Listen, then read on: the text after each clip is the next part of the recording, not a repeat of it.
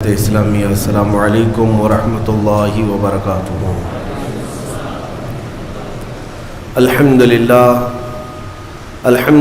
الحنان المنان الذي خلق الانسان وعلمه البیان والصلاة والسلام على رسوله سید الانس والجان وعلى آلہ واصحابہ ذوی الخیر والاحسان، اما بعد فاعوذ باللہ من الشیطان الرجیم، بسم اللہ الرحمن الرحیم۔ وقل جاء الحق وزهق الباطل ان الباطل كان زهوقا، صدق اللہ مولانا العظیم وبلغنا رسوله النبی الامین المتین المختار الکریم، ونحن على ذلك من الشاہدین والشاکرین والحمد للہ رب العالمین۔ بارگاہ رسالت معاب صلی اللہ تعالی علیہ وسلم میں درود پاک کا ہدیہ پیش کریں۔ اللہم صلی علی سیدنا و مولانا محمد معدن الجود والکرم وآلہ واصحابہ الکرام وابنہ الکریم وبارک وسلم صلاة دائمة سرمدا ابدا۔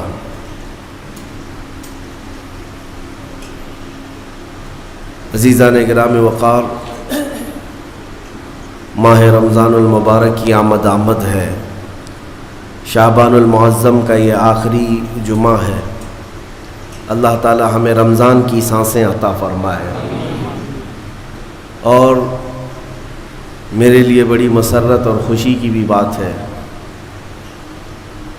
کہ ایک زمانے کے بعد اس منبر پر اور اس مصلی پر کھڑے ہونے کا شرف حاصل ہو رہا ہے۔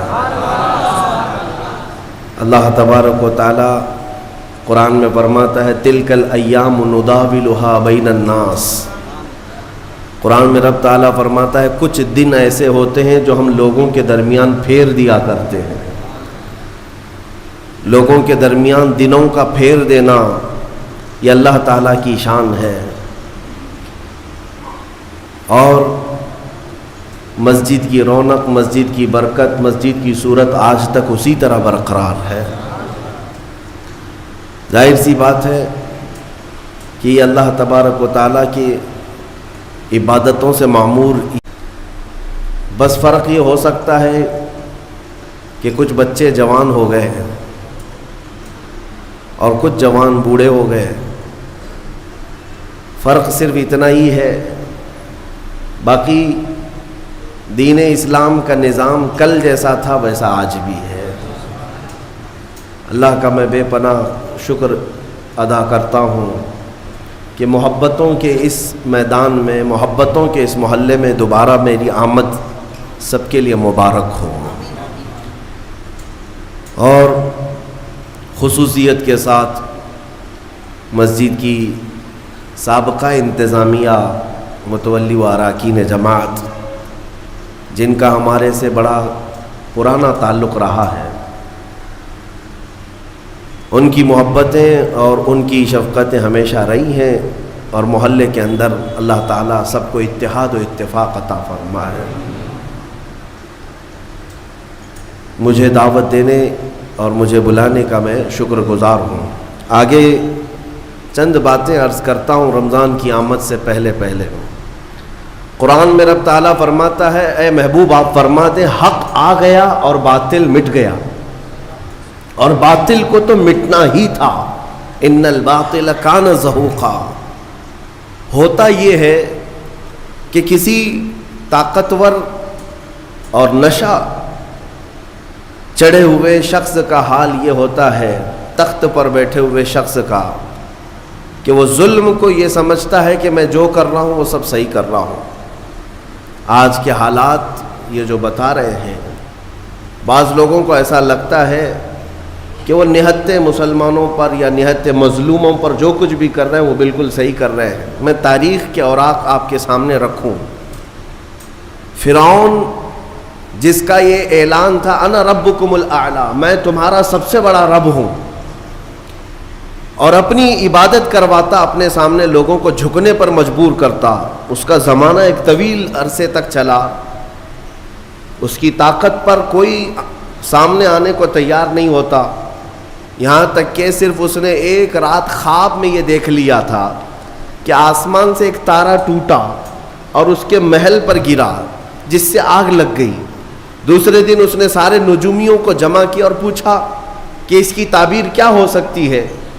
تو کئی نجومیوں نے بالاتفاق یہ تعبیر بتائی کہ عنقریب بنی اسرائیل میں ایک بچہ پیدا ہوگا جو تیری سلطنت کو تباہ و برباد کر دے گا۔ یہ تعبیر سننے کے بعد اس ظالم منحوس شخص نے اعلان کر دیا کہ آج کے بعد جو بھی بنی اسرائیل میں لڑکا پیدا ہوگا اس کا قتل ہو جائے گا۔ ناحق قتل کیا، اور اللہ تعالیٰ نے قرآن میں فرمایا یذبحون ابناءہم ویستحیون نساءہم، لڑکیوں کو زندہ چھوڑ دیا جاتا تھا اور لڑکوں کو مار دیا جاتا تھا۔ 1 سال کے اندر فرعون نے 12,000 بچوں کا قتل کیا، اس خوف سے کہ کوئی بچہ ایسا نہ پیدا ہو جائے جو میری سلطنت کو ہلا دے۔ وَمَا اللَّهُ بِغَافِلٍ عَمَّا يَعْمَلُ الظَّالِمُونَ، رب تعالیٰ فرماتا ہے ظالموں کے کاموں سے اللہ بے خبر نہیں ہے۔ وَمَكَرُوا وَمَكَرَ اللَّهُ وَاللَّهُ خَيْرُ الْمَاكِرِينَ، لوگ جو ہے دھوکے کے پلاننگ بناتے ہیں اور اللہ خفیہ تدبیر کرتا ہے، اور اللہ کی خفیہ تدبیر سب سے بھاری ہوتی ہے۔ یہاں تک کہ 12,000 بچوں کا قتل صرف اس ڈر سے کیا گیا کوئی بچہ ایسا نہ آ جائے جو میری سلطنت کو ہلا دے۔ دوسرے سال اور زیادہ کر دیا گیا، یہ بچوں کا قتل ہوتا رہا، قتل ہوتا رہا۔ ظلم کی ایک بڑی داستان اس نے لکھ دی، لیکن کیا وہ اپنی سلطنت بچا سکا؟ قادر مطلق کے فیصلوں پر قربان جائیں۔ جس بچے سے اسے خوف تھا کہ وہ میری سلطنت کو تباہ و برباد کر دے گا، وہ کوئی اور نہیں، وہ موسیٰ علیہ السلام کی شکل میں پیدا ہوئے، اور پیدا ہونے کے بعد بھی شان سے کہ اللہ تعالیٰ نے ان کی ماں کو حکم دیا کہ تم اپنے بچے کو ایک صندوق میں رکھ کر کے دریا میں بہا دو۔ بھلا ایک ماں پیدا ہوتے ہی اپنے بچے کو سمندر کی لہروں میں بہا دے گی؟ لیکن رب تعالیٰ فرماتا ہے وَرَبَطْنَا عَلَىٰ قَلْبِهَا، ہم نے ان کے دل کو مضبوط کیا، موسیٰ کی ماں کو۔ انہوں نے موسیٰ علیہ السلام کو ایک صندوق میں رکھ کر کے دریا میں بہا دیا، اور وہ صندوق سیدھے فرعون کے باغیچے پر جا کر لگا۔ فرعون کی اولاد نہیں تھی، اس کی بیوی آئی، دیکھا خوبصورت بچہ ہے، اٹھا لیا، بیٹا بنا لیا۔ قرآن پاک میں موجود ہے سب۔ بیوی لے کر کے آئی فرعون کی اور کہا کہ ہم اس کو بیٹا کیوں نہ بنا لیں؟ فرعون نے کہا کہیں یہ بچہ تو نہیں ہے جو میری سلطنت کو ہلاک کر دے گا۔ فرعون کی بیوی نے کہا نہیں، یہ تو سمندر کی لہروں میں بہہ کر آیا ہے، وہ بچہ تو بنی اسرائیل میں پیدا ہوگا۔ بہرحال موسیٰ علیہ السلام کی پرورش فرعون کے گھر میں ہو رہی ہے، لیکن کس انداز سے؟ جب فرعون نے یہ اعلان کیا کہ بادشاہ نے اپنا ایک بیٹا بنا لیا ہے اور شاہی انداز میں اس کی تربیت ہوگی، اسے دودھ پلانے کے لیے دایائیں آئیں۔ کمال ہے، 100 سے زیادہ دایاں آئی، لیکن موسیٰ علیہ السلام نے کسی کا دودھ نہیں پیا۔ ان کی بہن وہاں موجود تھی، یہ سب معاملہ دیکھ رہی تھی۔ انہوں نے کہا فرعون کی بیوی سے کہ میں ایک دایا جانتی ہوں جو سب بچے اس کا دودھ پی لیتے ہیں، کہا بلا لاؤ۔ وہ دوڑ کر گئی، اپنی ماں کو لے آئی۔ موسیٰ علیہ السلام 1 دن کے بچے ہیں، 1 دن کے، اور ان کی ماں واپس فرعون کے محل میں آئی۔ جب انہوں نے دودھ پلایا تو موسیٰ علیہ السلام دودھ پینے لگ گئے۔ فرعون نے بہت عالی تنخواہ کے ساتھ، بڑے معاوضے کے ساتھ موسیٰ علیہ السلام کی ماں کو اپنے گھر میں رکھا، شاہی دایا بن کر۔ یہ نظام قدرت ہے میرے مومنو، یہ اللہ تعالیٰ کے فیصلے ہیں۔ جب وہ کسی طاقت کے نشے کو چور چور کرنا چاہتا ہے تو اسی کے گھر میں اپنے کمال کی چیزیں پرورش بھی دیتا ہے۔ موسیٰ علیہ السلام جوان ہوئے اسی کے گھر میں، لیکن اس کے بعد پھر جب جوانی کے بعد آپ کو نبوت کے اعلان کا حکم ہوا، پھر فرعون سے جو مقابلہ ہوا تاریخ شاہد ہے۔ موسیٰ علیہ السلام کا مقابلہ نہ وہ جادو سے کر سکا، نہ طاقت سے کر سکا، نہ فوج سے کر سکا۔ ایک وقت ایسا آیا کہ 1,00,000 فوج کو لے کر موسیٰ علیہ السلام کے پیچھے لگا۔ موسیٰ علیہ السلام سمندر میں راستہ پیدا کرتے ہوئے نکل گئے۔ فرعون جب ان راستوں پر آیا، رب تعالیٰ فرماتا ہے ہم نے سمندر کو حکم دیا جیسا تھا تو ویسا مل جا۔ سمندر کی لہروں نے آپس میں ایک دوسرے کو ملایا، ہمیشہ کے لیے فرعون سمندر میں غرق ہو گیا، جس کی طاقت کا حال یہ تھا کہ بڑے بڑے وقت کے سورما بات کرنے سے کپ کپاتے تھے۔ جادوگر بھی فرعون کے دربار میں سجدہ کرتے تھے، ماتھا ٹیکتے تھے، لیکن رب ذوالجلال نے پانی کے قطروں سے اسے ہمیشہ کے لیے ہلاک کر دیا۔ نمرود کی طاقت جس کے متعلق روایات ہے 1000 لوگوں سے وہ تنہا لڑ سکتا تھا، 1000 لوگوں سے تنہا لڑ سکتا تھا نمرود، لیکن رب ذوالجلال نے ایک لنگڑے مچھر سے اسے ہلاک و برباد کیا۔ شداد جس نے دنیا میں جنت بنا دی تھی، آپ کو اگر میں یہ تاریخ سناؤں تو حیرت ہوگی کہ ایک کشتی، میں آپ کو بتاتا ہوں، ایک کشتی میں سفر کر رہے لوگ، کشتی میں اچانک پانی چڑھ گیا اور دھیرے دھیرے کشتی ٹوٹ گئی اور طوفان کی نظر ہو گئی، جتنے تھے سب ہلاک ہو گئے۔ اس کشتی میں ایک ماں اور ایک بچہ، وہ بچہ صرف 4-5 دن کا تھا یا کچھ مہینے کا تھا۔ ماں جو ہے ایک تخت کو پکڑ کر کے اپنے بچے کو تخت پر لٹا دیتی ہے اور خود ڈوب جاتی ہے۔ اس کشتی میں کوئی موجود نہیں رہا، ایک بچہ 4 دن کا یا 6 دن کا وہ تخت کے سہارے بہتے بہتے کنارے تک آ کر لگ گیا۔ ایک قافلہ وہاں سے جا رہا تھا، انہوں نے بچے کو زندہ سلامت دیکھ کر کے اٹھا لیا۔ آپ کو میں بتاؤں، وہ بچے کو لے جانے والے لوگ اپنے گھر پرورش کرتے ہیں اور اس بچے کو ہی شداد کہا گیا ہے۔ وہ جو بچہ تھا جس کی ماں بھی مر گئی، سارا قافلہ ڈوب گیا، تنہا جو بچہ کسی کے ہاں کفالت میں کسی کے زیر نگی رہا، وہ شداد تھا۔ اور جب وہ تھوڑا سا جوان ہوا، اس نے ایک فقیر کو دیکھا یا کچھ فقیروں کو دیکھا، ان کی جھولیوں سے کچھ چیز گر گئی، وہ سرمہ دانی تھی یا کچھ تھی۔ روایات یہ بتاتی ہیں کہ شداد اس سرمہ دانی کو اٹھایا اور اپنی آنکھوں میں لگایا تو اسے زمین کے خزانے سب دکھنے لگ گئے، کہاں کتنا سونا ہے۔ وہ اس طرح سے کھودتا تھا اور سونے کا مالک بنتا چلا گیا، اتنا بنا کہ وقت میں اس سے زیادہ مال کسی کے پاس نہیں تھا۔ پھر اس نے ایک بار اعلان یہ کر دیا کہ اب میں جو ہے سارے دنیا کو پال سکتا ہوں۔ اس وقت ایک درویش نے آ کر کے اس سے کہا کہ شداد، تو اپنے مال سے زکوٰۃ بھی ادا کیا کر، فقراء و مساکین کو بھی دیا کر، اللہ تعالیٰ تجھے جنت عطا کرے گا۔ اس نے کہا کون سی جنت ہے؟ جنت کیا ہوتی ہے؟ کہا جنت عالی شان ہے، رب تعالیٰ کی بنائی ہوئی، جس کی ایک اینٹ سونے کی تو ایک اینٹ چاندی کی، زمین زعفران سے بچھی ہوئی، بہت خوبصورت جنت کا نظارہ ہے، اگر تو خیرات کرے تو اللہ تجھے وہ بھی عطا کرے۔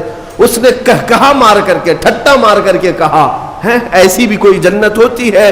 اس سے بہتر جنت تو میں دنیا میں بنا دوں گا، تم اس جنت کی لالچ مجھے دے رہے ہو؟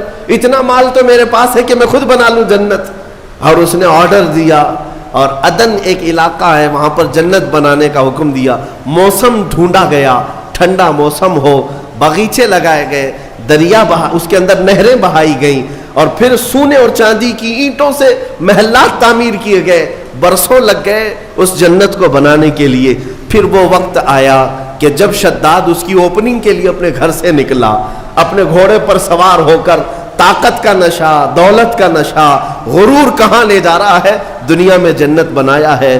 گھوڑے پر بیٹھ کر کے جب اپنی بنائی ہوئی ہاتھوں کی جنت کو افتتاح کے لیے پہنچا، دروازے پر پہنچا نہیں تھا کہ گھوڑا ٹھوکر کھا کر گرا، اور شداد نیچے جیسے ہی گرا چوٹ لگی اور وہیں اس کا دم نکل گیا، نہ اپنی جنت میں قدم رکھ سکا۔ اسی کو ارم کہا جاتا ہے۔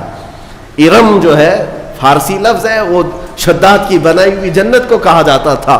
عزیزان گرامی وقار، ملک الموت اسرائیل علیہ الصلوۃ والتسلیم سے میرے آقا صلی اللہ تعالی علیہ وسلم نے سوال فرمایا تھا کہ اے اسرائیل، کیا تمہیں روح نکالنے کے درمیان کبھی ایسا لگا ہے کہ اس کی روح اچانک اس وقت میں نکالی جائے؟ تو حضرت اسرائیل علیہ السلام نے جواباً یہی 2 باتیں کہی تھی۔ ایک وہ وقت تھا جب پوری کشتی ڈوب گئی تھی اور ایک بچہ تخت پر لیٹا جا رہا ہے اور مجھے حکم ہو رہا ہے کہ اس کی ماں کی روح قبض کرو۔ بچہ تخت پر ہے اور ماں ڈوبی جا رہی ہے اور ماں کی روح قبض کرنا ہے، کس کے سہارے اس بچے کو چھوڑا جائے گا؟ لیکن قادر مطلق کا حکم تھا، سارے لوگوں کی روح قبض کیا بچے کے علاوہ۔ یہ فرشتے کو تک نہیں حکم ہے کہ تمہیں اس کی پرواہ کرنے کی ضرورت نہیں، اس تنہا بچے کی کون نگہبانی کرے گا، اس کا حکم نہیں۔ ماں کی روح قبض کر لیا۔ اس وقت مجھے تعجب تھا کہ اس بھرے سمندر میں اس تنہا بچے کو دیکھے گا کون. لیکن پھر دنیا نے دکھایا کہ اس بچے کو صرف دیکھا نہیں گیا بلکہ دنیا کا سب سے بڑا امیر بنایا گیا. پھر آپ فرماتے ہیں دوسرا وہ وقت تھا جب اس نے اپنی پوری جمع پونجی خرچ کر کے جنت بنائی. دروازے پر پہنچنے سے پہلے مجھے حکم ہوا کہ اس کی روح قبض کر لی جائے. عزیزان گرامی وقار، رب ذوالجلال کے فیصلے، وہ قادر مطلق محکم فیصلے فرماتا ہے. بعض لوگوں کو ایسا لگتا ہے کہ سب کچھ انہی کا ہے، ابھی دنیا تو ان کے پاس ہے، طاقت ان کے پاس ہے، تخت ہے، سب کر لے جائیں گے. تمہیں پتہ نہیں، قرآن میں خود مولا نے فرمایا ان بطش ربک لشدید، بے شک تمہارے رب کی پکڑ بہت سخت ہے. جس وقت وہ پکڑ کرتا ہے تو کوئی آس پاس چھڑانے کی طاقت بھی نہیں رکھتا. اسی طرح کی بات میں آپ کے سامنے یہ بھی عرض کروں، ظلم جہاں تک بھی ہو ایک دن انجام کو پہنچتا ہے. قرآن میں رب تعالیٰ فرماتا انما یؤخرہم لیوم، ہم ظالموں کو تھوڑی ڈھیل اس لیے دیتے ہیں تاکہ ساری نگاہیں ان کا انجام دیکھ سکیں. ظالموں کو اگر ڈھیل ملتی ہے، ظلم کرنے کے لیے انہیں آزادی ملتی ہے، تو اس کا مطلب یہ نہیں ہے کہ وہ جو کر رہے ہیں اچھا کر رہے ہیں، بلکہ یہ ڈھیل ان کے عذابات میں اضافہ کرتی ہے، ان کے پکڑ کی راہیں اور ہموار کرتی ہیں. آپ کو میں یہ بات بتا دوں کہ تاریخ میں ایک ایسا بھی نام آتا ہے جس کو ذکر کرتے ہوئے آج بھی لوگ ظلم کی آہٹ کو محسوس کرتے ہیں. وہ چنگیز کا نام ہے. ہلاکو چنگیز یہ وہ لوگ ہیں جنہوں نے کھوپڑیوں سے مینار تعمیر کر دیے تھے. ہاں، انسانوں کی کھوپڑیاں ان کے لیے کوئی حیثیت نہیں رکھتی تھیں، بلکہ آج ایک جانور کو بھی مارنے سے آپ کے دل میں درد ہوگا، لیکن ان ظالموں نے انسانوں کی لاشیں بے حساب لگا کر رکھی تھی. بغداد کے دریائے دجلہ کو جنہوں نے خون سے لال کر دیا تھا، رحم نام کی کوئی چیز ہی نہیں تھی. چنگیز نے لاکھوں انسانوں کا قتل کیا. لیکن ایک وقت ایسا بھی آیا، اس نے کئی علماء کو، بزرگوں کو قید کیا، قطار میں لگا دیا. یہ آخری وقت ہے. چنگیز کا دبدبہ اتنا تھا کہ وہ تقریباً آدھی دنیا کو فتح کرنے کے لیے چل پڑا تھا. آدھی دنیا، اور کوئی بادشاہ اس سے لڑائی کا سامنا نہیں کر پاتا. ایک وقت وہ آیا، 300 کے قریب علماء یا بزرگوں کو اس نے قید کیا، قطار میں لگایا اور جلاد کو بلایا. سب قطار میں، پہلی صف ہے، دوسری صف ہے، تیسری صف ہے. تو اس میں لائن سے قتل کرنے کا حکم تھا. تلوار اٹھاتا جلاد اور گردنیں مارتا چلا جاتا. ایسے لگتا جیسے یہ پلاسٹک کی یا کھلونے کی گردنیں اڑا رہے ہوں. انسانوں کے ساتھ اس طرح کھیلتے تھے. وہ گھوڑے پر بیٹھے اپنے کھلونے سے کھیلتا رہتا اور جلاد کو حکم دیتا اتنی گردنیں آج اڑا دو، اتنی گردنیں اڑا دو. جلاد جب گردنیں اڑا رہا تھا، 3 صفیں لگی ہوئی تھی. پہلی صف میں ایک بوڑھے شخص تھے، عمر دراز تھے. جب وہ پہلی صف کا قتل شروع ہوا تو جلدی سے دوسری صف میں آ گئے، پیچھے ہٹ کر کے دوسری صف میں کھڑے ہو گئے. وہ جلاد بھی دیکھ رہا تھا، چنگیز بھی دیکھ رہا تھا. پہلی صف پوری قتل ہو گئی، دوسری صف کا نمبر آیا. جب دوسری صف قتل ہو رہی تھی تو وہ بوڑھے میاں تیسری صف میں چلے گئے. ہوتا ہے کہ جتنا بچ سکے بچ لے، اور تدبیر کا حکم بھی ہے اللہ کی طرف سے. تیسری صف میں گئے تو 3 ہی تھی وہاں پر. چنگیز زور سے کہا مارا. دوسری صف پوری جب قتل ہو گئی، کہا کہ وہ بوڑھے بس آخری تھی، اس کے بعد کہاں جائے گا، اب کون بچائے گا. اس بوڑھے میاں نے زور سے کہا اب بھی اللہ ہے، اس کے بعد بھی اللہ ہے، یہ نہیں ہے کہ زندگی ختم ہو گئی. اس نے غصے کے مارے جلاد سے کہا کہ تیسری صف کو فوراً آن کے آن میں قتل کرو. لیکن تیسری صف کا قتل ابھی شروع ہی ہوا تھا کہ چنگیز کا گھوڑا اچانک بدک گیا. اس کا کھلونا ہاتھ سے گر گیا. جس چیز سے وہ کھیل رہا تھا گھوڑے پر بیٹھ کر، اچانک وہ کھلونا اٹھانے کے لیے جھکا تو گھوڑا اتنی تیز دوڑا، اتنی تیز کہ اسے سنبھلنے کا موقع نہ دیا. اور گھوڑا ایسا سرکش ہوا کہ چنگیز کو سر سمیت دوڑاتا ہوا کئی پتھر پتھروں سے ٹکراتا ہوا دوڑتا دوڑتا رہ گیا.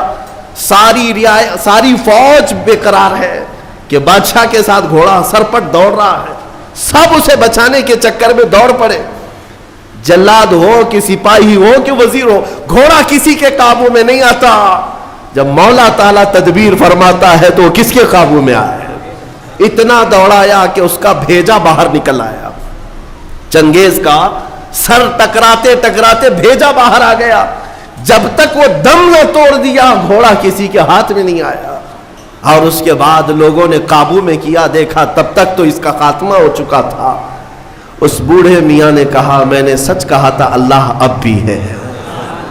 میرے عزیزوں, رب ذوالجلال قرآن پاک میں یوں ارشاد فرماتا ہے وَكَانَ حَقًّا عَلَيْنَا نَصْرُ الْمُؤْمِنِينَ, ہم نے اپنے اوپر لازم کیا ہے کہ مومنوں کی مدد کریں. لیکن مومن بے قرار ہے, انہیں ایسا لگتا ہے کہ اب مدد آئے گی نہیں. کیوں نہیں آئے گی؟ آزمائے جاؤ گے, آزمائے جاؤ گے, مشکلوں سے گزارے جاؤ گے. ایک آیت میں تمہارے سامنے پڑھتا ہوں, رب تعالیٰ فرماتا ہے ام حسبتم ان تدخلوا الجنہ, کیا تم یہ سوچ کر بیٹھے ہو کہ سیدھے جنت میں چلے جاؤ گے؟ وَلَمَّا يَأْتِكُمْ مَثَلُ الَّذِينَ خَلَوْا مِنْ قَبْلِكُمْ مَسَّتْهُمُ الْبَأْسَاءُ وَالضَّرَّاءُ وَزُلْزِلُوا حَتَّى يَقُولَ الرَّسُولُ وَالَّذِينَ آمَنُوا مَعَهُ مَتَىٰ نَصْرُ اللَّهِ. رب تعالیٰ فرماتا ہے کیا تم یہ سوچ کر بیٹھے ہو کہ سیدھے جنت میں چلے جائیں گے, اور پہلے والوں کو جیسی مصیبتیں آئیں ویسے تم پر نہیں آئیں گی؟ ان پر ایسی مصیبتیں آئیں کہ وہ ہلا دیے گئے تھے, ہلا دیے گئے تھے. یہاں تک کہ صحابہ نے یہ تک پوچھا تھا رسول سے کہ اے اللہ کے نبی کب آئے گی اللہ کی مدد؟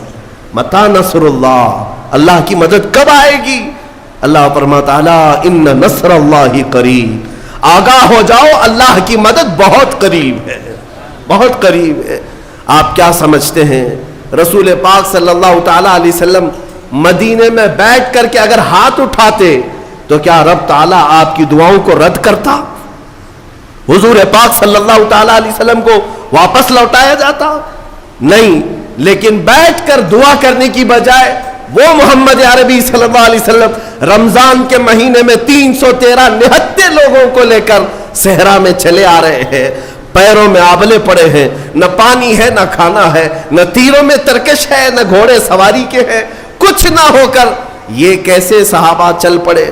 آج بھی میں مدینے جا کر دیکھتا ہوں اے سی بس میں بیٹھ کر کے بدر کے میدان تک جانے میں ہا ہو کرتے رہتے ہیں لوگ. میرے عزیزوں, ان صحابہ کی عظمتوں پر قربان, اس زمانے میں نہ روڈ ہے نہ راستہ ہے نہ چھاؤں لینے کے لیے کوئی مکان ہے, لیکن چلے جا رہے میرے مصطفیٰ کے پیچھے صرف اس لیے اللہ کی رضا حاصل کرنی ہے اور رسول کی حمایت میں لگنا ہے, اور پیروں میں ان کے چپل نہیں ہے.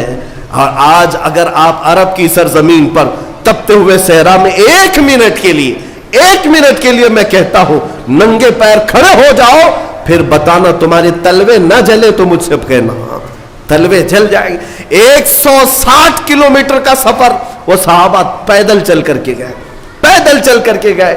جب بدر کی وادی میں پہنچے ان کے پاس کیا تھا؟ صحابہ کہتے ہیں ہمارے پاس جو تلواریں تھی اس سے سبزی بھی نہیں کٹتی تھی, سبزی بھی نہیں کٹتی تھی, کند تھی, مڑی ہوئی تھی, زنگ لگا ہوا تھا, لیکن توکل اللہ کی ذات پر تھا. صحابہ میں کچھ وہ ہے حضرت عکاشہ, وہ کہتے میرے پاس تو کچھ نہیں تھا, میں تو کھجور کے تنے کی لکڑی لے آیا تھا جنگ میں اترنے کے لیے. جہاں تلواریں سنسنا رہی ہوں وہاں ایک صحابی کھجور کا سوکھا ہوا تنا لے کر کے آئے. یہ توکل بتاتا ہے کہ اللہ ہمارے ساتھ ہے. عزیزان گرامی وقار, یہ سارے میدان میں اتر جانے کے بعد پھر میرے آقا دعا کرتے ہیں اے مولا ہم نے جو اپنی طاقت میں تھا وہ سب میدان میں اتار دیا, اب اگر تیری مدد نہ آئے گی تو پھر اس زمین پر سجدہ کون کرے گا, اس زمین پر عبادت کون کرے گا؟ یہ نہیں ہے کہ یہیں بیٹھ کر کوشش کچھ نہیں کرنی ہے, عمل کچھ نہیں کرنا ہے, دعاؤں کے اور اسی طرح کے مجمع میں بیٹھ کر کے ہم یہ کہہ دیں اے اللہ تو فلاں کو غارت کر دے, فلاں کو غارت کر دے. عزیزان گرامی, مومن کے لیے کہا گیا ہے کہ وہ عملی میدان میں اترے, عملی میدان میں اترے. میں آپ کو بتاتا ہوں, ایک شریف آدمی تھے مولوی صاحب, صوفی صاحب, کھیتی باڑی کرتے تھے. اور گاؤں کے کئی لوگوں نے ملا کر کے صوفی صاحب کو ایک کھیت دے دیا تھا کہ آپ اللہ اللہ کرتے رہتے، آپ کا معاش بھی تو چلنا چاہیے، گھر بار بھی چلے۔ تو صوفی صاحب کو کھیت ملا، مولوی صاحب نے کھیتی باڑی تو کر لی، اس میں مکئی یا گیہوں جو بھی آئے، فصل جب آئی تو ظاہر سی بات ہے بیٹھتے تھے، ایک گدھا آتا تھا اور چر کے چلا جاتا۔ صوفی صاحب کیا تسبیح پڑھتے، اے اللہ یہ گدھے کو برباد کر دے، اے اللہ یہ گدھے کو تباہ کر دے، یہ گدھے کو ختم کر دے، بیٹھے بیٹھے گدھے کو ختم کر دے، بیٹھے بیٹھے گدھے کو۔ وہ گدھا اپنا تو چرتا تھا، چلا جاتا تھا، ان کی تسبیح چلتی رہتی تھی۔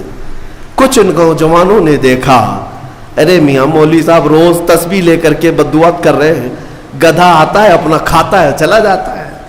کئی دن تک دیکھا، آدھا کھیت تو گدھا کھا گیا تھا۔ تو پھر ایک دن ان نوجوانوں نے موٹے موٹے ڈنڈے لائے اور لا کر کے جس وقت گدھا آیا اس کی دھلائی شروع کر دی، اور گدھا اس کے بعد جو غائب ہوا پھر کھیت میں آیا ہی نہیں۔ ان نوجوانوں نے کہا کہ مولوی صاحب اگر تسبیح سے ہی سب کچھ ہو جانا تھا، تسبیح سے ہی سب کچھ ہو جانا تھا تو نہ کھیتی باڑی کی ضرورت ہوتی، نہ پانی برسانے کی ضرورت ہوتی، گھر میں بیٹھتے کھانا پہنچ جاتا۔ اسباب بھی تو کوئی چیز ہے، عمل کے میدان میں اترو، صرف اور صرف تسبیح نہیں، کبھی ڈنڈا بھی۔ میرے عزیزو، یہ مثال میں نے صرف اس لیے بتائی کہ عملی میدان میں نہ آ کر کے صرف اور صرف یہاں بیٹھ کر مشورے کرنے سے نہیں ہوتا، اپنے آپ کو تبدیل کرو، اپنے آپ کو تبدیل کرو۔ قرآن تمہیں بلا رہا ہے، تم پہلے اسلام میں پورے کے پورے داخل ہو جاؤ، تمہارا چہرہ اسلامی لگے، تمہارا رہن سہن اسلامی لگے۔ ظالموں کو اپنے ظلم کے انجام تک پہنچانا یہ میرے مولا کی شان ہے۔ تم کیا سمجھتے ہو اب اسلام ختم ہو جائے گا؟ جو حالات دکھ رہے اسلام ختم ہو جائے گا؟ ڈرنے کی کوئی ضرورت نہیں، اس سے سخت حالات اس سے قبل بھی آئے، اور ایسے حالات آئے کہ اس وقت کسی کے پاس کوئی اسباب نہیں تھے۔ بغداد کے حالات ہم نے دیکھے ہیں، جب ہلاکو وہاں پر پہنچا تھا تو جانتے ہیں آپ، اس نے اتنے قتل کیے کہ ایک اذان دینے والا تک نہیں رہ گیا۔ وہ بغداد معلیٰ کو ایسا تباہ و برباد کیا۔ اس زمانے میں کچھ علماء کو قید کر کے لایا، اور جانتے ہیں دربار میں مزہ لینے کے لیے اس تتاری بادشاہ نے ایک عیسائی پادری کو بلایا اور کہا کہ ان کے نبی کی شان میں گالیاں دیں۔ وہ گالیاں دینے لگا بھرے دربار میں۔ جو مسلمان قیدی تھے، علماء تھے، ان کے ہاتھ زنجیروں سے پیچھے بندھے تھے، وہ زمین پر اوندھے منہ لیٹے تھے، گالیاں دی جا رہی تھی رسول پاک کی شان میں۔ کون ہے وہاں پر جواب دینے والا؟ بغداد کو تو قتل کر دیا گیا، جو بچے ہیں ان کو قید کر کے زمین پر ڈالا گیا۔ کون ہے بتاؤ؟ اسلام کی اس نیا کو لے کر کون چلے گا؟ ان ظالموں کی ہرزہ سرائی کے خلاف کون بولے گا؟ کوئی نہیں تھا، میدان میں کوئی تھا ہی نہیں۔ لیکن رب ذوالجلال کے فیصلے الگ ہیں۔ اس دربار میں اسی بادشاہ کا پالا ہوا ایک کتا جو سونے کی زنجیر سے بندھا رہتا تھا، زنجیر توڑ کر کے آیا اور اس عیسائی پادری کے اوپر حملہ کیا، اور سارے لوگ حیرت میں رہ گئے۔ وہ کوئی پاگل کتا نہیں تھا، بادشاہ کا پالا ہوا تھا، ٹرینڈ تھا۔ حملہ کیا اور دم زدن میں اسے ختم کر دیا۔ اس وقت علماء جو قید تھے، مومنین قید تھے، اللہ کا شکر بجا لاتے ہوئے ان کی زبانوں سے یہ کلمہ نکلا، اے مولا تیرے فیصلے عجیب ہیں، جب تو دین کی حفاظت اور اپنے رسول کی عزت کی حفاظت کرنے پر آئے تو کتوں کو بھی تو محافظ بنا دیا کرتا ہے۔ کتے کے ذریعے سے بھی اللہ تعالی یہ کام لیتا ہے۔ اس دربار میں ہیبت ایسی طاری تھی، ایسی ہیبت طاری تھی، آپ کو میں کیا بتاؤں، 500 سے زیادہ تتاری سپاہی ایمان لے آئے اسی مجمع، جس کو دیکھ کر کے اقبال نے کہا تھا، حرم کو مل گئے پاسباں صنم خانے سے۔ اللہ تبارک و تعالیٰ کب حفاظت کے لیے کہاں سے چنتا ہے یہ اس کی مرضی ہے۔ آپ کیا سمجھتے سب ختم ہو جائے گا؟ میں کہتا ہوں ساری چیزوں پر دھیرے دھیرے تم جو کرنا چاہو کر لو، لیکن اسلام کی حفاظت اللہ نے اپنے ذمہ کرم پر لیا ہے۔ ہاں اگر ہم جیسوں کے حوالے ہوتا تو پتہ نہیں کیا ہو جاتا، قرآن کی حفاظت اللہ نے اپنے ذمے پر لیا ہے. باقی دوسری چیزیں جیسے رد و بدل ہو گئی، نہ قرآن بدلے گا نہ اسلام بدلے گا، یہ صبح قیامت تک رہے گا. کیونکہ قرآن میں اللہ نے فرمایا یریدون لیطفئوا نور اللہ، لوگ اب چاہتے ہیں کہ اللہ کے نور کو اپنے منہ کے پھونکوں سے بجھا دیں. یہ اللہ کا چراغ ہے جو صبح قیامت تک جلتا رہے گا. عزیزان گرامی، بات میں اتنی کرنا چاہتا ہوں کہ ظالم جتنا بھی ظلم کرے، ایک وقت ایسا آتا ہے جب رب کی پکڑ آئے گی، رب تعالیٰ کی پکڑ آئے گی. محمد عربی صلی اللہ تعالیٰ علیہ وسلم اس مکہ کی سرزمین پر آزمائے گئے جو آپ کا آبائی وطن تھا، جہاں میرے آقا پیدا ہوئے تھے. کیا آپ نے دیکھا رسول مکرم صلی اللہ تعالیٰ علیہ وسلم 13 سال تک آزمائے گئے. ان کے صحابہ کو شہید کیا گیا، ان کی صحابیات کو مارا گیا. حضرت سمیہ اسی مکہ میں شہید کی گئیں. حضرت عمار بن یاسر، بلال حبشی، خبیب بن عدی، حضرت خباب بن الارت، یہ وہ لوگ ہیں جن کو پھانسیوں پر بھی چڑھائے، انگاروں پر لٹایا گیا، بہت ظلم دیا گیا. وہ وقت بھی آیا جب رسول پاک صلی اللہ تعالیٰ علیہ وسلم مکہ چھوڑ کر چلے گئے. لیکن کیا سب ختم ہو گیا؟ مکہ چھوڑ کر کے مدینہ طیبہ چلے گئے، سب ختم ہو گیا؟ نہیں. ایک وقت ایسا بھی آیا کہ حضور پاک صلی اللہ تعالیٰ علیہ وسلم اپنے 1400 صحابہ کے ساتھ عمرہ کے لیے آئے تو ان ظالموں نے عمرہ تک نہیں کرنے دیا. ساری دنیا کے لیے کعبہ کھلا رہتا تھا، لیکن رسول کے لیے کعبہ نہیں کھولا گیا، نہ ہی مکہ آنے کی اجازت دی گئی. یہ صلح حدیبیہ کا موقع تھا. میں اس کی تھوڑی سی ڈیٹیل آپ کو بتا دوں، حالات کب تبدیل ہوتے ہیں اندازہ بھی نہیں کر سکو گے. 1400 صحابہ تھے اور مکہ صرف 35 کلومیٹر باقی ہے. احرام کی حالت میں ہے سب صحابہ، عمرہ کرنے کے لیے آئے، ہتھیار لے کر نہیں آئے، لیکن عمرہ کرنے نہیں دے رہے مکہ والے. بیچ راستے میں روک کر کے زور زبردستی جنگ کرنے پر ابھار رہے ہیں. مکہ والوں کا غرور تھا لڑیں گے ہم، کیونکہ جنگ بدر بھی ہو چکی تھی، احد بھی ہو چکی تھی، خندق بھی ہو چکی تھی. اس میں کبھی ان کی جیت کبھی ان کی جیت، یہ سب چلتا رہا. اب مکہ والے یہ چاہتے تھے کہ ہمارے وطن کے قریب آئے ہیں، ہم جنگ کریں گے. لیکن میرے آقا صلی اللہ علیہ وسلم فیصلہ کیا کرتے ہیں؟ صحابہ سے کہتے ہیں میں جنگ نہیں چاہتا، میں صلح کرنا چاہتا ہوں. ہم احرام کی حالت میں ہیں، ہم عمرہ کرنے کی غرض سے آئے ہیں. تو جب حضور نے صلح کی بات کی تو ظالم جتنا دبانا چاہتے دباتے ہیں. ان کی عادت ہے کہ اگر تم صلح کے لیے آؤ گے تو جتنا دبانا چاہتے ہیں دبا لیں گے. حضور کے پاس آ کر ایسی ایسی شرطیں رکھی جس کو بظاہر دیکھا جائے تو ایسا لگتا ہے ایک طرفہ ہے سب. کہنے لگے کہ اگر ہمارے مکہ سے مدینے کوئی آئے گا تو آپ اس کو واپس کریں گے، اور مدینے سے کوئی مکہ آئے گا تو ہم واپس نہیں کریں گے، سائن کرو اس پر. اور کئی ایسی چیزیں تھی کہ اگلے سال آپ آئیں گے بغیر ہتھیار کے آئیں گے، اور ہم جس کو پرمیشن دیں گے وہی عمرہ کرے گا. یہ سب چیزوں پر حضور پاک صلی اللہ علیہ وسلم سے صلح کرائی جا رہی. حضرت علی لکھ رہے تھے صلح نامہ. ان ظالموں نے اس بات پر بھی اعتراض کیا، محمد رسول اللہ جو لکھا ہوا تھا، حضور نے یہ لکھوایا تھا محمد رسول اللہ اور قریش کے رئیسوں کے درمیان یہ صلح ہو رہی ہے. انہوں نے کہا ہم آپ کو اللہ کا رسول نہیں مانتے، یہ لفظ ہٹا دیجیے، صلح نامے سے یہ لفظ ہٹا دیجیے. میرے آقا صلی اللہ علیہ وسلم نے حضرت علی سے کہا علی یہ بھی مٹا دو. لوگوں کو تو ایسا لگ رہا ہے نا دب کر صلح ہو رہی ہے، دب کر. حضرت علی قلم نیچے رکھ دی اور کھڑے ہو گئے. کہا یا رسول اللہ مجھ سے یہ نہیں ہو سکے گا، مجھ سے یہ نہیں ہو سکے گا کہ اللہ کے رسول کا نام میں یہاں سے مٹا دوں. خود رسول پاک صلی اللہ علیہ وسلم نے اپنے ہاتھوں سے مٹایا اور کہا کہ لکھو محمد ابن عبداللہ، عبداللہ کے بیٹے محمد اور قریش کے درمیان یہ صلح ہے. بہرحال صلح ہو گئی. صحابہ کی بات میں بتاؤں، حضرت عمر اس معاملے میں اتنے جلال میں تھے، ایک ایک صحابی کو پکڑتے تھے اور کہتے تھے کیا ہم حق پر نہیں ہیں؟ حضور کے پاس آئے اور کہا ہم حق پر نہیں ہیں، کیوں ان ظالموں سے ان چوروں سے دب کر کے ہم صلح کریں؟ ہم 313 تھے ان کے چھکے اڑائے تھے، آج ہم 1400 کی تعداد میں ہیں، آپ حکم دیں ہم جنگ کریں گے. میرے آقا فرماتے ہیں عمر میری نگاہیں جو دیکھ رہی وہ تم نہیں دیکھ رہے.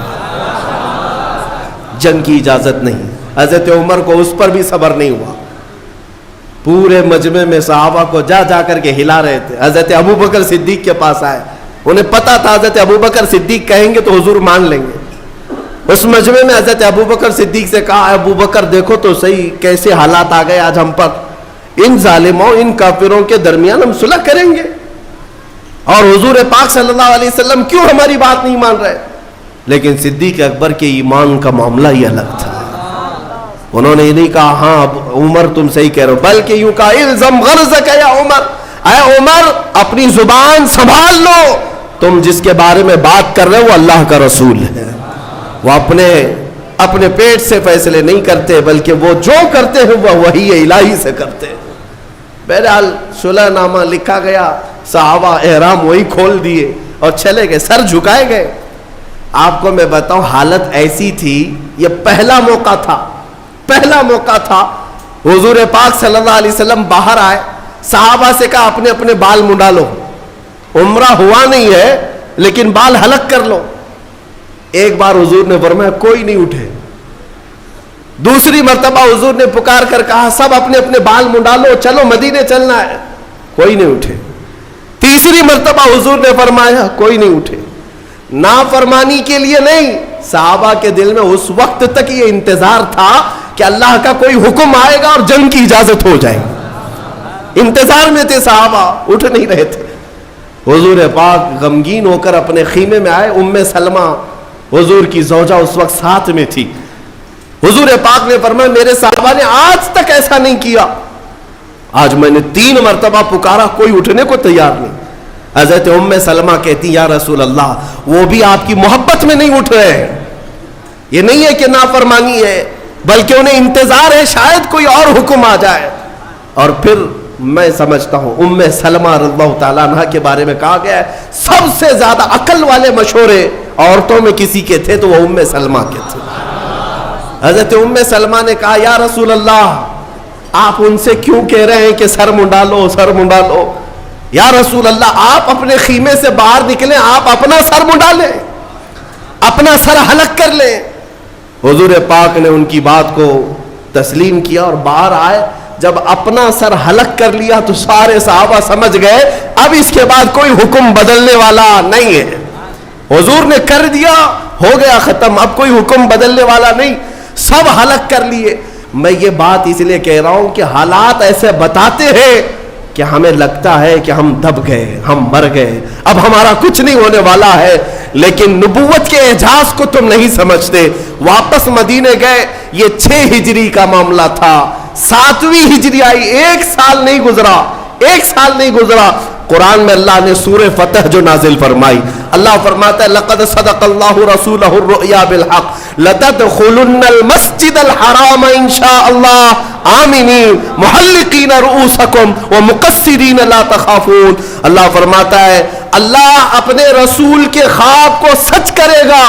ان قریب اللہ چاہے تو یہ سب کے سب مسجد حرم میں داخل ہوں گے، مسجد حرم میں امن کے ساتھ داخل ہوں گے. یہ آیت پہلے نازل ہوئی، 7ویں ہجری آئی، میرے آقا دوسرے سال عمرہ کے لیے نکلے. اس وقت 10,000 صحابہ ساتھ میں تھے. پچھلے سال 1400 تھے، 10,000 صحابہ ساتھ میں تھے. اور جب گئے تو مکہ کے حالات ایسے تھے کہ سب تتر بتر ہو چکے تھے. نہ کوئی ایک خاندان متحد تھا، کچھ نہیں تھا. اور حضور پاک کی شان سے آئے کہ نہ جنگ ہوئی، نہ جدال، نہ قتل و قتال، بلکہ 10,000 صحابہ شان و شوکت کے ساتھ حرم کعبہ میں داخل ہو رہے ہیں. صحابہ کا وہ اعجاز تھا کہ کوئی دیواریں چوم رہا ہے، کوئی زمین چوم رہا ہے اور رب تعالیٰ کی بارگاہ میں شکر بجا لا رہے ہیں. کہتے ہیں اے مولا تیری قدرت کے فیصلے عجیب ہیں. یہ وہ زمین تھی جہاں ہمیں رسی ڈال کر کھینچا جاتا تھا اور آج تو ہمیں حاکم بنا کر اس زمین پر لا رہا ہے. مولا کریم کے فیصلے الگ ہیں. جب اس حرم میں آئے میرے عزیزو، ایک وقت یہ بھی تھا، ایک وقت جب ایام جہالت کے مکہ کے قیام کے درمیان ابھی حضور ہجرت نہیں کیے تھے. ایک دن حضور آئے تھے خانہ کعبہ میں جانے کے لیے. اس وقت وہ چابی عثمان بن شیبہ کے پاس رہتی تھی. عثمان بن شیبہ قریش کے ایک معزز آدمی تھے لیکن ایمان لائے ہوئے نہیں تھے. हुजूर ने फरमाया उस्मान चाबी दे दो, मैं काबे के अंदर जाऊं। उन्होंने कहा तुम हमारा दीन छोड़ चुके हो, तुम्हें काबे में मैं अंदर जाने नहीं दूंगा। सारे बड़े लोगों को जाने की इजाजत थी, मेरे रसूल को नहीं। हुजूर पाक ने फरमाया उस्मान ठीक है, एक दिन आएगा ये चाबी मेरे हाथ में होगी, मैं जिसे चाहूंगा उसे अता करूंगा। उस्मान कहते हैं कि उनकी बात से मुझे डर भी लगा और फिर सोच भी रहा था ये इतना बड़ा जुमला कह रहे, आज हालत ऐसी है इनकी, इनके साथ जितने वो सब गरीब लोग हैं, मारे जाते हैं। बिलाल हबशी को देखो। और फिर जब वक्त ऐसा आया कि हुजूर हिजरत करके चले गए तो उस्मान कहते हैं अब तो सवाल ही नहीं आता कि काबे की चाबी उनके पास जाए। वतन छूट गया, घर छूट गया, साथी मारे गए, सब चले गए। लेकिन उस्मान बिन शैबा कहते हैं 7 साल के बाद जब हुजूर वापस आए और 10,000 सहाबा के साथ वापस आए, हरम काबा में दाखिल हुए तो सब कुछ बदल चुका था। काबे के दरवाजे के करीब जाकर मेरे आका ने पुकारा उस्मान बिन शैबा कहाँ है। वो आए, ईमान लाए नहीं थे, अभी काफिर ही है। चाबी लाकर मेरे आका से कहा कि आपने सच कहा था 7 साल पहले, ये चाबी आपके हवाले है। मेरे आका ने अपने हाथों से चाबी को खोला, काबे को और साफ किया और उसके बाद बाहर आए, कहा मैं ये चाबी अब उसको दूंगा जिससे कयामत तक कोई नहीं छीन सकेगा। फिर साहबा कहते हम सबको ये शौक था कि ये चाबी हमें मिल जाए। हजरत अबू बकर, हजरत उमर, कौन कौन बड़े बड़े सहाबा शौक रखते थे कि ये चाबी हमें मिल जाए। मेरे आका सल्लल्लाहु अलैहि वसल्लम ने सारे मजमे में फिर से पुकारा उस्मान बिन शैबा इधर आ जाओ, मेरे रब ने मुझे हुक्म दिया है जिसकी अमानत है उसे वापस लौटाया जाए। तुम्हारे खानदान में चाबी थी, तुम रखो। इतनी रहमत देख करके वो ईमान ले आए और मेरे साथ रसूल के सहाबा में दाखिल हुए। और आज 1400 साल गुजर चुके, चाबी आज भी उस्मान बिन शैबा की औलाद में ही है। कई बादशाह आए बदले, आए गए, लेकिन वो चाबी आज भी उसी खानदान में मौजूद है। दूसरी बात ये, फतेह मक्का के दिन लोग आपस में बात क्या कर रहे थे पता है? अल-यौम यौमुल मलहमा, आज छींतरे उड़ाने का दिन है, आज गोश्त के टुकड़े उड़ेंगे, जितना इन्होंने जुल्म किया सबको दिखाया जाएगा। और मक्का के बड़े बड़े लोग कैदी बनकर के हरम में आए थे।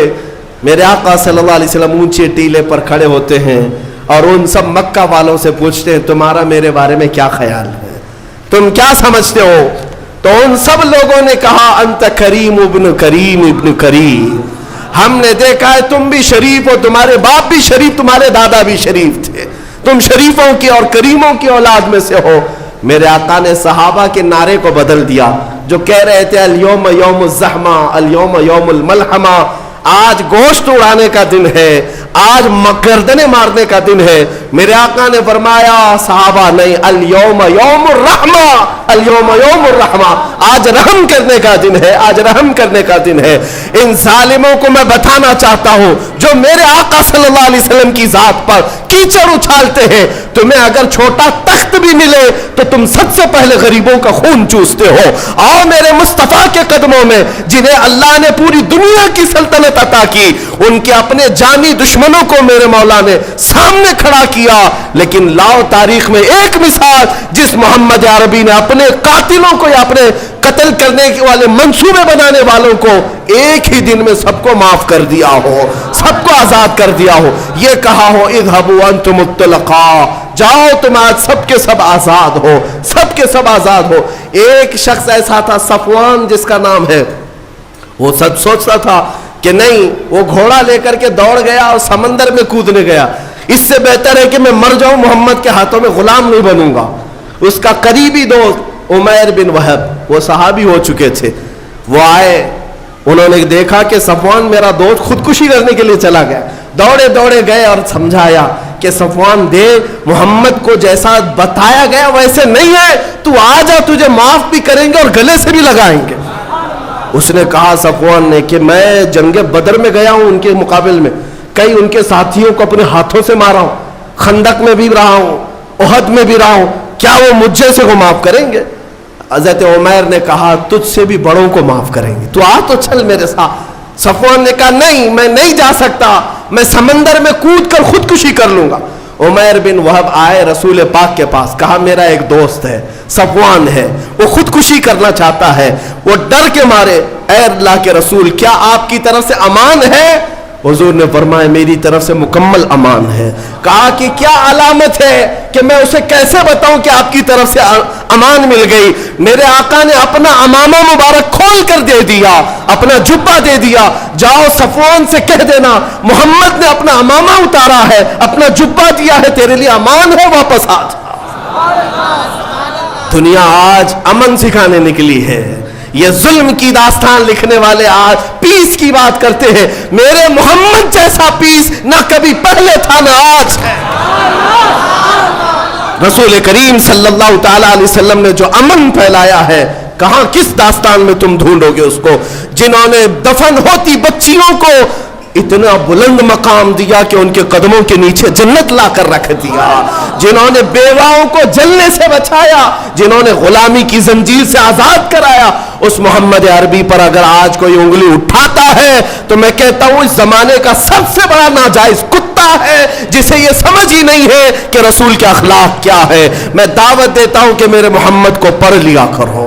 रसूल पाक सल्लल्लाहु अलैहि वसल्लम को एक बार पढ़ लो, फिर तुम्हारा दिल कुशादा हो जाएगा, तुम्हारा दिल मोहब्बतों से भर जाएगा। हकीकत में किसी को अगर देखना हो कि हदीसें, किसी के अल्फाज देखना हो मेरे आका के, देखे मेरे अजीजों, उस मोहम्मद अरबी ने यहां तक कह दिया तबस्सुम कफी वजही अखी का सदका। अगर तुम अपने भाई को देखकर मुस्कुरा भी दो तो एक सदके का सवाब। किसने रखा ये अमन? किसने रखा ये अमन? तुम मुस्कुरा भी दो दूसरे भाई को देखकर, सदके का सवाब है। नाक भौं हकेड़ करके मत रहो, चिड़चिड़ा करके मत रहो, अपने भाइयों से खंदा पेशानी से मिलो। मेरे अजीजों, आज तुम्हें हुक्म सिर्फ इतना दिया गया, मुसाफा करो, मुआनका करो, दिल मिलाना मौला का काम है। यह अमन का माहौल किसने पैदा किया? मेरे रसूल ने पैदा किया। तुम्हें पता है जहां लोग गर्दनें मारते थे वहां अपनी भूख अपने भाई के लिए कुर्बान कर रहे हैं। हाँ, गरम गोश्त जिनके पास आ जाए सहाबा वो खाने को तैयार नहीं, इससे पहले कि मेरा भाई खा ले। यह अमन का माशरा किसने बनाया? किसने बनाया? पूरी दुनिया में लाकर दिखाओ। मैं सिर्फ इतना कहना चाहूंगा आज के कि अगर आपने मेरे आका के अखलाक की तर्जुमानी नहीं की तो दूसरों से क्या उम्मीद रखोगे? दूसरों से क्या उम्मीद रखोगे? मैं उस शायर के शेर पर अपनी गुफ्तगू खत्म करता हूं। शायर ने कहा है, ना इधर उधर की बात कर, मुझे ये बता के काफिला लुटा क्यों। ना इधर उधर की बात कर, मुझे ये बता के काफिला लुटा क्यों। मुझे रहजनों से गरज नहीं, तेरी रहबरी का सवाल है। डाकू क्या करते हैं, इससे मुझे क्या सरोकार। डाकू का काम है डाका डालना, चोर का काम है चोरी करना। लेकिन मैं आपसे सवाल कर रहा हूं कि आप क्या कर रहे थे? आप लुटने क्यों दे रहे थे? आप खामोश क्यों बैठे थे? मेरे अजीजों, इस शेर का मतलब यह है कि अगर तुम अपने घर की हिफाजत के लिए फिक्रमंद नहीं तो चोरों को ब्लेम करना छोड़ दो। तुम अगर अपने घर की हिफाजत के लिए सीरियस नहीं तो डाकुओं को दोषी ठहराना छोड़ दो। डाकू तो डाका डालेगा, चोर चोरी करेगा। शर्त यह है कि तुम अपने घर की हिफाजत करो। तुम अपने दीन की हिफाजत के लिए अपने आप को बदलने को तैयार नहीं, सारे इल्जामात तो दुश्मनों पर डालते हो। तुमने अपने आप को हुजूर के अखलाक में लाने के लिए एक बार भी तैयारी नहीं दिखाई, फिर दूसरों पर क्या दोष रखते हो? तुम्हें अपने लिबास बदलने की फिक्र नहीं, अपना चेहरा बदलने की फिक्र नहीं, अपनी तालीम अच्छी करने की फिक्र नहीं, दोष किसी और को क्यों ठहराते हो? इसीलिए मैं कहता हूं मुझे रहजनों से गरज नहीं, तेरी रहबरी का सवाल है। तुम आओ दामन मुस्तफा में। मेरे मुस्तफा करीम सल्लल्लाहु अलैहि वसल्लम के अखलाक से बढ़कर दुनिया में किसी के अखलाक हैं? कुरान जिनके अखलाक की गवाही देता है, वो छोड़कर अगर हम दूसरों के चरणों में जाएंगे तो फिर हाल यही होगा, उनके जो हम गुलाम थे खल्क के पेशवा रहे, उनसे फिरे जहां फिरा, फिर आई कमी वकार में। सिर्फ शर्त इतनी है ए सुन्नी मुसलमान, हमें करनी है शहंशाह बतहा की रजा जोई। हमें करनी है शहंशाह बतहा की रजा जोई। वो अपने हो गए तो रहमते परवरदिगार अपनी। अगर हुजूर की तरफ तुम मुतवज्जे हो गए तो बस सारी दुनिया तुम्हारी है, इक्तिदार तुम्हारा है। शर्त यह है उदखुलू फिस्सिल्म काफा, पूरे के पूरे मुसलमान हो जाओ, पूरे के पूरे मोमिन हो जाओ, पूरे के पूरे गुलामे मुस्तफ़ा हो जाओ। हुजूर पाक सल्लल्लाहु अलैहि वसल्लम के दरबार की तरफ बढ़ करके तो देखो, दुनिया तुम्हारे तलवे ना चूमे तो फिर बात करना, दुनिया तुम्हारे सामने झुके ना तो फिर बात करना। इसलिए कि मौला का कानून है, वो इज्जतें उसे देता है जो उसके नबी की गुलामी करती है, وہ عزتیں انہیں نوازتا ہے جو اس کے نبی کے شیدا ہوتے ہیں۔ میرے عزیزوں، آج یہ ممبر، آج یہ محراب مجھے اس لیے نہیں دیا گیا کہ میں کسی بڑے باپ کا بیٹا ہوں، یہاں صرف اس لیے کھڑا کیا گیا ہے کہ محمد عربی کا غلام۔ اس کے علاوہ کون سی نسبت ہے ہمارے پاس؟ کون سی نسبت ہے ہمارے پاس؟ کیا ہمارا لباس دیکھ کر کے، کیا ہمارا چہرہ دیکھ کر عزت کی جاتی؟ نہیں، اچھے اچھے چہرے والے ہیں، اچھے اچھے لباس والے، بڑے بڑے پیسے والے ہیں، یہ جو عزتیں ہیں پلکیں بچھائی جاتی ہے محمد عربی کی غلامی کا صدقہ ہے۔ ہاں، اسی بات پر آپ بھی آ جاؤ، یہ ناز یہ انداز ہمارے نہیں ہوتے، جھولی میں اگر ٹکڑے تمہارے نہیں ہوتے، روشن میری قسمت کے ستارے نہیں ہوتے، جب تک کہ مدینے سے اشارے نہیں ہوتے۔ بے دام ہی بک جائیے بازار نبی میں، اے مسلمانوں، بے دام ہی بک جائیے بازار نبی میں، اس شان کے سودے میں خسارے نہیں ہوتے۔ جب تک بکے نہ تھے تو کوئی پوچھتا نہ تھا، یا رسول اللہ تم نے خرید کر ہمیں انمول کر دیا۔ مولا سب کی عزتوں کی حفاظت فرمائے، اسلام و سنیت کا بول بالا فرمائے، اور تمام برے منصوبوں کا منہ کالا فرمائے۔ مولا ہماری جماعت کو اتحاد و اتفاق عطا فرمائے، ہماری صفوں میں مولا تعالیٰ قوت حیدری عطا فرمائے، شجاعت فاروقی عطا فرمائے۔ مولا تبارک و تعالیٰ ہمیں صحابہ کا صدقہ عطا فرمائے، اولیاء کے قدموں کی نسبت عطا فرمائے، اور ہم سب کو کاٹنے والوں کو مولا کیفر کردار تک پہنچائے۔ رب ذوالجلال اس آخری شعبان کے جمعے میں ہم سب کی دعائیں قبول کر کے ہمیں رمضان تک کی زندگی عطا فرما۔ وآخر دعوانا الحمدللہ رب العالمین۔ سلام۔